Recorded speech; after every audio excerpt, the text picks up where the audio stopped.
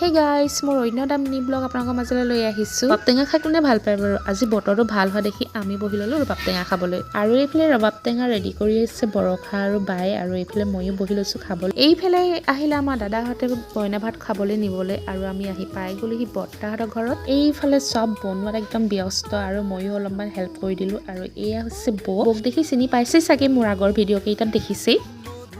আৰু বৌয়ে বনাইছে মটন, আৰু এইফালে মই চাটনি ৰেডি কৰি ল'লোঁ। আজি আমাৰ ডিনাৰত আছিলে মটন, দালি, চিকেন ফ্ৰাই, আৰু এইফালে হৈছে আলু পিটিকা, তিলৰ চাটনি আৰু মচন্দৰী আলু পিটিকা, আৰু এইফালে গ্ৰীণ চাটনি, মাছৰ পিটিকা, মাছ ফ্ৰাই, মিক্স চব্জি এইখিনি।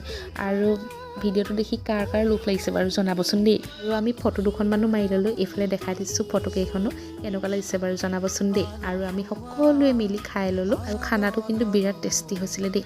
আজিলৈ বাই বাই, আকৌ আহি আছোঁ অন্য এটা নতুন ভিডিঅ'।